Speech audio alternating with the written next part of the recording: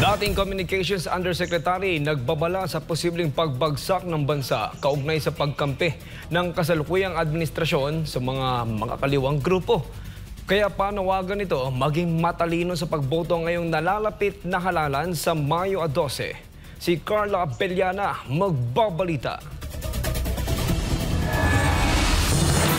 Tumitinding issue sa politika, laganap na kriminalidad. Pilipinas, tila unti-unti nang nilalamon ng maling pamamalakad ng Administrasyong Marcos Jr. Yan ang puna ni dating Communications Undersecretary Dr. Lorraine Badoy sa harap ng sunod-sunod na kontrobersiyang kinahaharap ngayon ng gobyerno. Huwag anya tayong mapalinlang sa mga ideolohiyang pilit isinusulong ng komunistang teroristang CPP-NPA-NDF na ayon sa kanya ay may impluwensya na sa loob mismo ng gobyerno. Yung bansa natin ngayon na talagang namemeligro siya like never before because this president has really aligned with enemies of the state, the CPP, NPA, NDF. Betrayal of public trust yan. This is already a government that uses its state forces to oppress the Filipino people. Giit ni Badoy, nakasalalay ang kinabukasan ng bansang Pilipinas sa pamamagitan ng pagboto ng tamang lider. Ang totoong paglaban dyan ay hindi yung sasali ka ng NPA.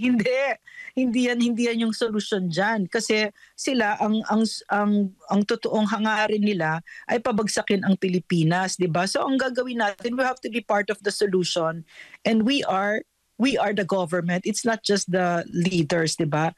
So we have to choose our own leaders. We have to vote into office.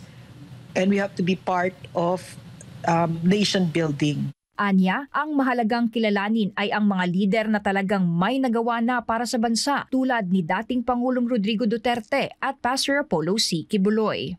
Nakita natin yung kahalagahan ng pagboto ng tamang kandidato, tamang leader, yung pwedeng pagkatiwalaan. At yan yung nakikita natin ngayon, yung Duterte. Kasama dyan si Pastor Quiboloy na napakaganda ng track record, no? Resibo.